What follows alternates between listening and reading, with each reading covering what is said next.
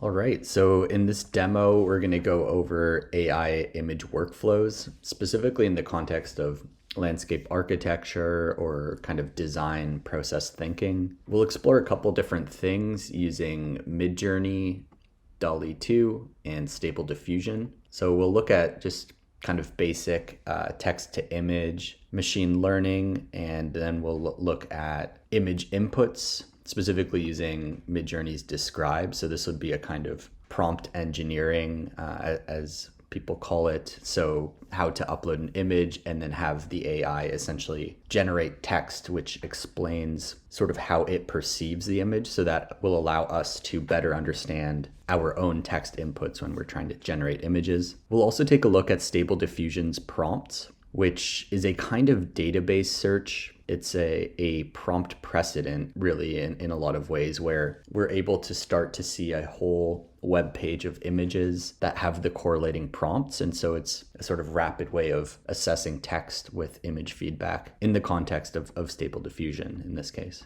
And then finally, we'll work with image inputs, so how to use text and input images to get an output image. And we'll do this using Midjourney's Imagine. We'll also use Blend, where we're able to take multiple images. It's actually up to 4 images, and then have the AI create a new output image. And we'll also work a little bit with Dall-E 2's upload an image to edit option, which in many ways has some of the functions that you'll now find in Photoshop, sort of new versions of Photoshop, where you're able to kind of rapidly use an AI to erase and sort of do content aware coloring and things like that, or extending the frame of an image. And then finally, we'll also explore Stable Diffusion's control net, which does something similar, where you can upload an image and add some text and it'll create a new image based on that input. Just really quickly, in terms of cost, Midjourney and Dall-E are going to cost money to use. At the time of recording this video, Midjourney is $10 a month or $8 a month if you do the yearly subscription. And that'll get you 200 sort of prompts or like images generated per month. So it is capped still. Dall-E 2 is $15 for 115 credits, and 1 credit is good for 1 image. So in many ways, it's more money for less images. The thing in Dall-E 2 is you do get 4 image variations within that. So somewhat comparable, but it seems to me the value proposition may be higher with Midjourney, especially if you're already using something like Photoshop and you're not having to use the edit image functions in Dall-E 2. And Stable Diffusion is fully online and free. So there are some wait times associated with that, of course, but you don't need to sign up or anything quite like that. So why don't we hop over into Midjourney? Just really quickly, before we even start any of the functions, I want to just talk about the interface because this may be somewhat confusing.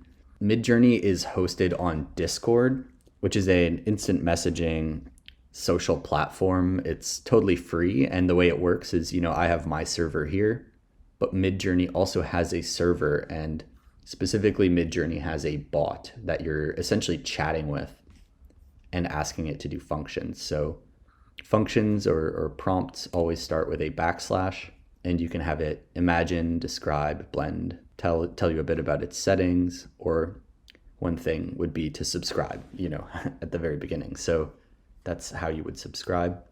You can also do it through Midjourney's main webpage. I have a couple different channels here. I've set this up for the course module, where we'll do some demos today, but also landscapes and tests. To get Midjourney's bot onto your server, you have to go to Midjourney's server first. And this is what the server looks like. The way you're going to add the Midjourney bot is you're just going to click on the bot somewhere. You can find this in like any of the rooms especially where like the newbies and things are working and the bot is generating images. And you'll just hit add app, select a server, and you'll choose your server and then hit continue. So I already have the Midjourney bot added to my server, so I don't need to do this again. So I'm just going to hit cancel, but that's how you do it. And just kind of a fun fact here, if I go into our homepage for Midjourney, there are well over 1.6 million people using Midjourney right now, and there are over 16.5 million people who are members using Midjourney. So kind of amazing. You get a ton of like just people doing creative things. And this is the kind of group forum in many ways where people are chatting and you can see things that other people are making. But that's sort of also why it's important to then make your own server and sort of work from here. So, this is a place where you can keep track of your own images and they won't get buried in this large sequencing of other people's work. So I've sort of intentionally decided to not start with any ready-made text. You could, of course, hit imagine, and then type the prompt, which could be anything, right? Person walking in a field, sunny day. It can be that simple. The more description you're going to give, the better the outcome will be, or the closer to what you're imagining. But this is just to show really quickly the imagine baseline function. And all the images I'll show today, you may find some are good, some are bad, some don't meet the description. It's really I'm going to try my best to be sort of agnostic to, compare. Really what we're doing is comparing Midjourney, Dall-E, and Stable Diffusion, just showcasing them for you. And you can kind of evaluate which tool and interface you like the most, as well as the image output, of course. So the way Midjourney works here is it's generated 4 different images. And you'll notice, I didn't give any styles, right? Like I didn't this one has a kind of almost like Studio Ghibli aesthetic to it. So it's taken a kind of additional leap for me with one of the variations. The variations go 1, 2, 3, 4, by the way. And that matters here because, I can upgrade the image, which is what you're seeing here. So image 2, I would hit U2 to upgrade that image. So it would make it slightly larger. Now I could also do variations of that image if I find that to be the most intriguing, because each of these has a kind of different aesthetic to it. So I think, why don't I just do a kind of baseline, this is somewhat stylized, but not that stylized. I think I'll do that to be kind of fair to Dall-E and Stable Diffusion as well, because what I'd like to do is, I'll use that one. So we'll do a couple of variations just so you can see variations of this image.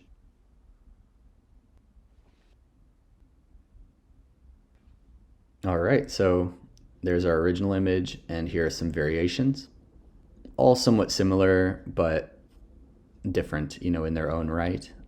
Let's say I kind of like this one where there's the least defined path. You can see here, there's different types of styling of vegetation. Here, the path is very obscured. Here, this looks like a sort of well walked down path, both of these. And this one looks like maybe a person had walked through for the very first time, which I kind of like. So let's hit U2. And so here I'm upscaling that image for myself.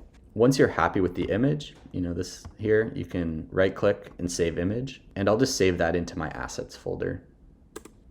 So that's essentially how you generate an image with text, completely from scratch. There are some other things you can do. We could test this description of the image. So we could actually have now Midjourney describe that image and we'll upload it. So I just did \describe and we'll go to the image I just chose, this one here. And we'll just hit enter.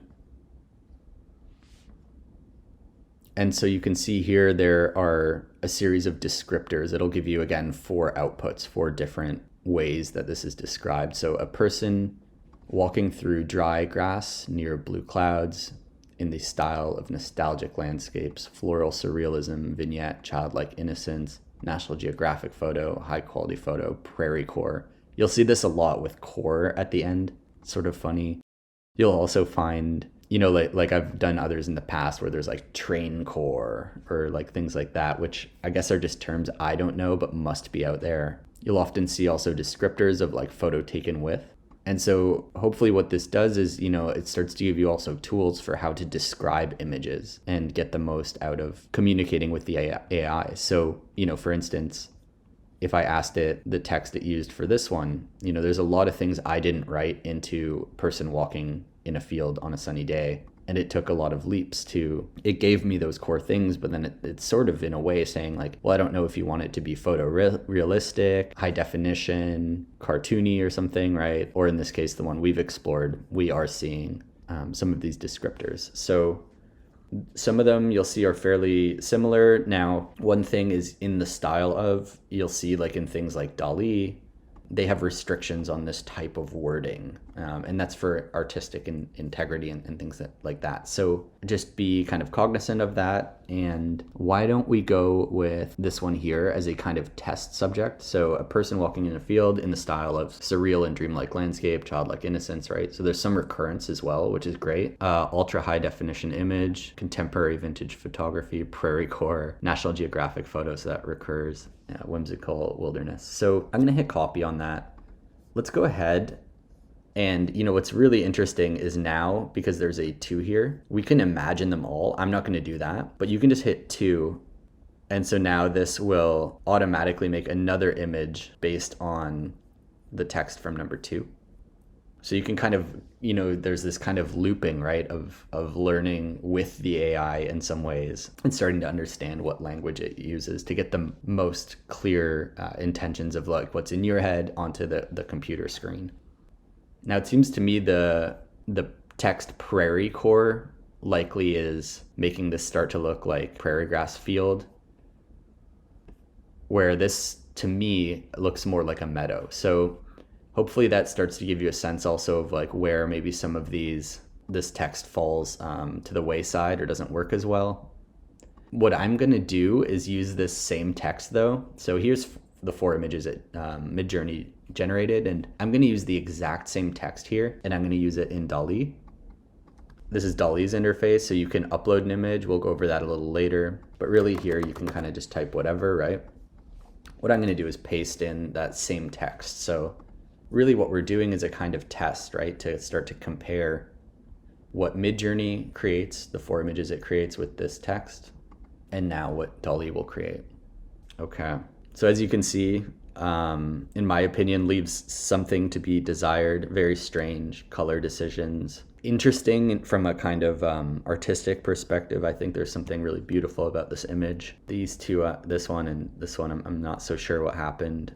And this one, starts to get a little bit closer maybe to not even necessarily this image, but some of these in terms of at least the color composition and like the type in some ways of landscape we're talking about.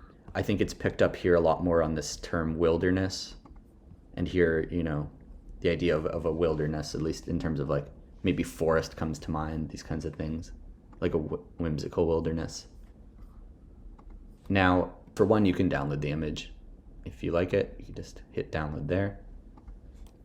But let's say I do like this one the most, or I believe maybe that the composition here is closest to what I was imagining. You can select variations here. And so now Dall-E will use that image to generate a whole new sequence of images, another 4, that is. And so there, through iteration, we can get maybe a little bit closer, right? Definitely, these are a little bit nicer quality. And so that's how you would do the variation function in Dall-E.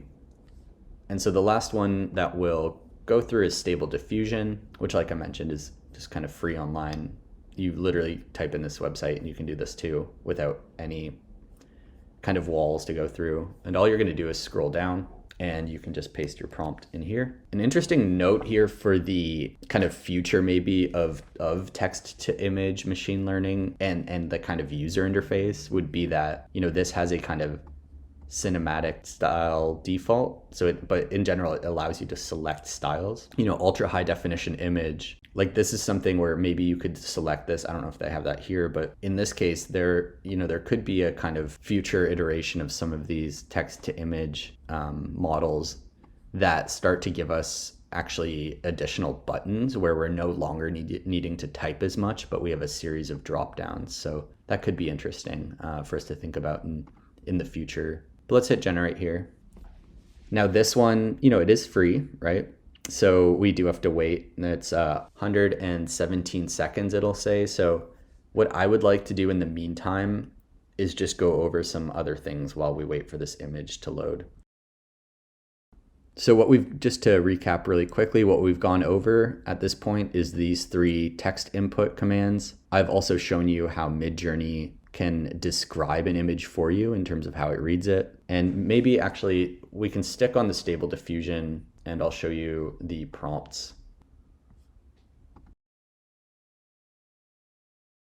Okay, so this gives you a good sense of what Stable Diffusion's image looks like, right? So we can start to compare this image to this,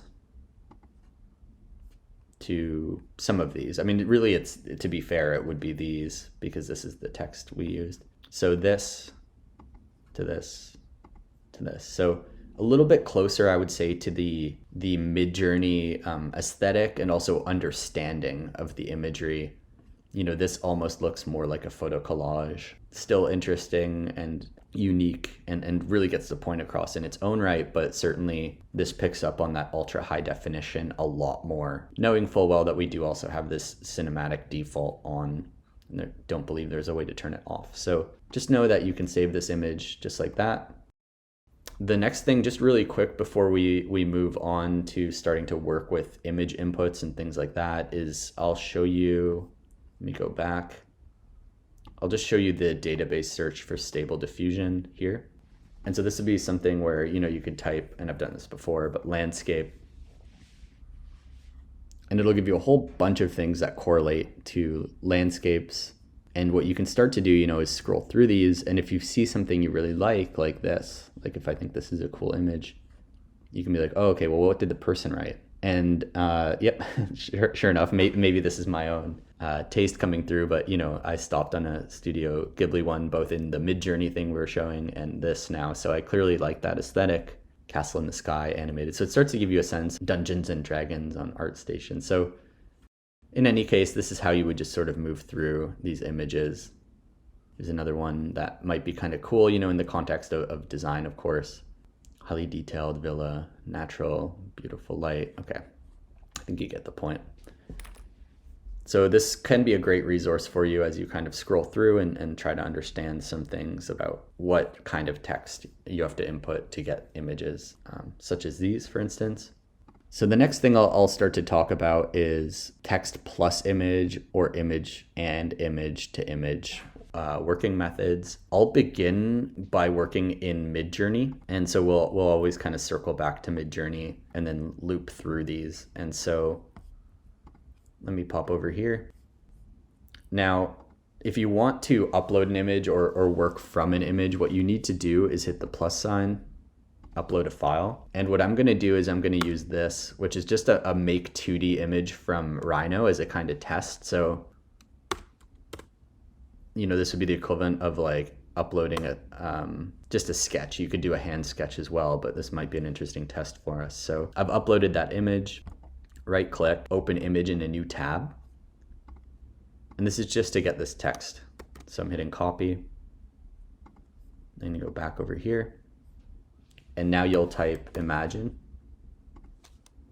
paste that text in, comma, and we could say like Florida landscape, bright earth tones, greens and pinks with people enjoying the landscape.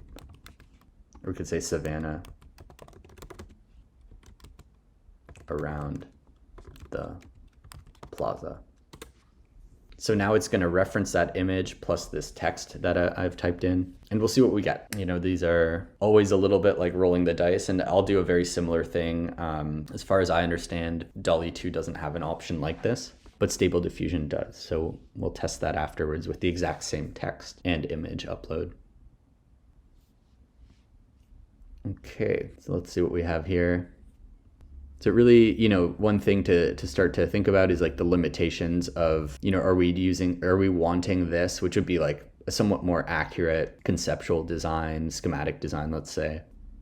And, you know, these really would correlate more closely to if I had done a pencil on paper sketch that's meant to be more gestural, right? Because here there's certain components about the building or the heights of the ledges and things or sculptures that are included that we're not really seeing like reflected here. So these don't match so closely the input image. You know, there is some things like the orientation of the building that is correct in image 1 and 4, as well as maybe you can say like some of the general compositional ideas of the trees. But hopefully that gives you a sense of sort of the opportunities and limitations of using this kind of image input and black and white sketch into something. So it would be, one takeaway here would be the less detail or the earlier in conceptual phase, the more likely the bot image will correlate to something productive for you. So it's a way to almost animate early rough pencil paper sketches rather than maybe coloring in a refined make 2D drawing that's already been somewhat established in, you know, kind of 3D spatial reasoning. And so let me go ahead and also I'll go over into Stable Diffusion, and in their AI tools they have a control net, and that's just down here. So what I can do here is also click, and I'm going to do just exactly the same stuff. So I'm going to go down, take this make 2D and put it in, and I'll just pop back over just so I can copy this text, put that prompt in, and let's run that. And so I'll just hit pause on the video while we wait for this to load, and then we can see what we get here in Stable Diffusion's control net. So unfortunately it looks like control net has glitched out here. This, I guess the best way to put this is you get what you pay for. And so due to a large number of users, the server may be experiencing problems. If you encounter an error, please try again. So I'm gonna leave this in the video, and let's see if we can go ahead and try this once more. Paste that text in. And let's try the run. 29 seconds, you know, already looks quite a lot better than what we had before. Let me just sort of hit pause real quick and we'll see if this actually loads in the time that it says. All right, so we're back, and it did work this time. It did end up taking about three or four times as long as it predicted, but happy to have an example to show you here. I think what's really awesome about ControlNet is, of course, or maybe of course not the output image, but it is a sort of translation of how the AI perceives the sketch, right? And I think this is helpful for us in terms of starting to understand how it reads areas. And in this case, you know, it's adding a kind of almost like watercolor aesthetic. It's definitely picked up on some of the descriptors in terms of mostly color though. And it did attempt to add at least one person, it seems here. Lots of potential with this tool, and certainly this is a super interesting image. It might not be really at all what I was imagining, but in its own right, very kind of cool. And you can also imagine that you could download this image and start to Photoshop person maybe larger in the foreground to start to get a different kind of composition or feeling and things like that. But just to showcase that as a tool, this one, of course, does follow the geometry, the input geometry, a lot more closely than our example here in Midjourney, where it really uses it more as a kind of general compositional guide and then really interpolates out from there. Okay, so the next thing that I want to show that I haven't gone over just yet is some of the Dall-E functions in terms of how to edit an image. So you'll remember I downloaded an image earlier when we were here. I believe it was this one that I was like, oh, I really like this image. And so what we can start to do, say in Dall-E, is if I go back, we can upload an image. And so we could take that image of a person walking in a field. We're good there. There is sort of a funny thing about, if you have a landscape image and you have to crop it down to a square, which as far as I can tell, you can't get around that. But let's go ahead and edit the image, and you'll see what's sort of funny about it is, one of the tools here is this add generation frame. So what you can do is you can essentially, like, I guess this hopefully points out the irony that I'm trying to describe, which is like, to have to crop an image down and then want to extend the image, of course, is ironic. Now, in the case of the image from Midjourney though, there is a purpose to this, right? And that's because this is the original image and we want to maybe make this a landscape oriented image. So the one thing is you do need to add a descriptor, and specifically it should be the descriptor of the whole image, not maybe what you're just trying to extend out. And this is where, like starting to understand this text is helpful. So what text was used to make the image, or at least how the AI understands it, right? So there is that, because otherwise, you would come in here and have to type it out yourself. But if we know it's kind of this, we can then hit generate. So that can be a kind of productive workflow if you're working through multiple versions of these kind of like AI text to image models. So there we go. Sort of interesting, right? It's added a person. What's kind of cool here is, you just like in Photoshop though, you get variations. And so I kind of like this one, seems really cool. There's almost this gradient. Although I also liked something about this with the child in the foreground. Let's hit it, accept. Super interesting, graphically speaking. And so we could also then take it to the other side, right? And we can generate again. And so we're just developing further and further out this scene. And I'm hoping that something appears in this side that maybe I want to erase out. Awesome, very cool. So it's added a building and things like that. So hopefully you're seeing also the upside to, in this case, Dall-E. Let's look at the different iterations. That one's not great. And that one's out of scale. Not bad as well. I think the building one seems to be the most intriguing for a kind of additional scene that it's generated for us. Let me zoom in here. Now let's say this sort of blue ghost figure, strange thing you want to get rid of.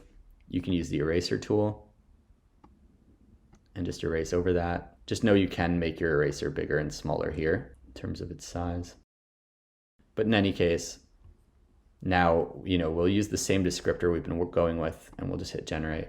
And again, these tools now are available on Photoshop and things like that. So there is this kind of evaluation for you to do in terms of, which of these tools, especially if you're already paying for the Creative Suite or something, which of these tools do you need to purchase, and which have you already purchased in some ways. But here's sort of a kind of amazing scene. I think this fix is already really great, but let's see what the other iterations are. So that doesn't work well. It kind of cuts the building off. That one's still somewhat strange.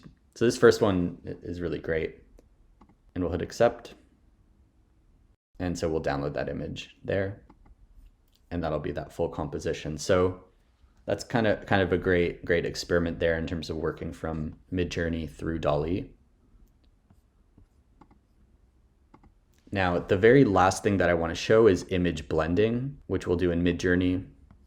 And that's adding multiple images into one. The way you'll do this is you'll hit / and type blend. I'm just going to choose 2 images. Now, the images that I think might be interesting, we've been working with Gasworks a lot throughout some of these different demos. And so we'll do, what does Gasworks look like if we were to mix it with Freeway Park? So a kind of Rich Hag meets Halpern. Now, know that you can hit comma and type additional descriptors, but I'd like to keep this maybe just as a pure blending function. We'll hit enter.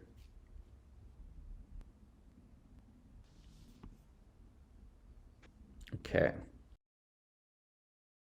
So yeah, very strange. Ranging from believable to not. I think image 2 and 3 are quite bizarre. Almost it really is a kind of visioning tool in this case, to be like, if you had a client, that was like trying to design a new landscape, and they're like, oh, we, something kind of like Gasworks, kind of like Freeway Park, then maybe you could do something like this and start to be able to be like, oh, well, yeah, maybe we could do like, a brutalist structure that mixes concrete and some steel, Corten or something that would rust. Or, it's starting to pick up on like, oh, right, well, they mean like the topography and meandering paths, or you could have some stone sculptures. And so it's a way to start to just think about general design ideas. In any case, you could download a higher definition version of this, or you could start to generate variations based on whichever one that you're interested in or that you find is promising, because these are different logics, especially these two seem a little bit less believable to me. And so speaking of, the ability to upload images and do additional variations and things, one last one that I think might be productive to show is if we go to Dall-E, you can upload an image here, right? The way we did before. Now what I'm going to do is I'm going to choose this one. This is Luma. It's Luma Park in Arles, France, designed by Bureau Boss Smets. Really interesting project that used a lot of environmental modeling. Their office worked a lot with Transolar and started to design this landscape using essentially like microclimate analysis. And so super interesting linking to technology or design to technology. And so here you do have to crop this, but let's just say the point here is just that we have a plan view of something. And once we have it ready to go, we can generate variations. And there, it's not to say if they're good or bad, but kind of interesting if you imagine other plan iterations that you have in your office or something like that, and how to sort of really quickly brainstorm carte blanche, if you didn't have existing buildings or something. So there is an option here to start to think about sort of the reconfiguration, or if nothing else, just to think about some pathway networks and different ways to start to create larger and skinnier paths and different experiences for people in terms of how they navigate a single or multiple water bodies and things like that. So there is some potential in this, and definitely like as the AI technology continues to increase and we're able to have more control over the variables, this stands to become even more promising as a tool. I would say that the moment the spatial reasoning in terms of what we do in design is a little bit wanting still, but I think a really productive set of tools to play around with, and hopefully you have some fun with this. And the value really does fall in kind of early visioning, sort of how we ended here with Midjourney, starting to work with like not resolved make 2D images, but maybe like hand sketches, and getting really quick renderings out just to give your clients a sense of maybe what you're trying to communicate really early on in the design process, rather than needing to make elaborate 3D models to really bring them into that space. And so, yeah, I think we can leave it at that.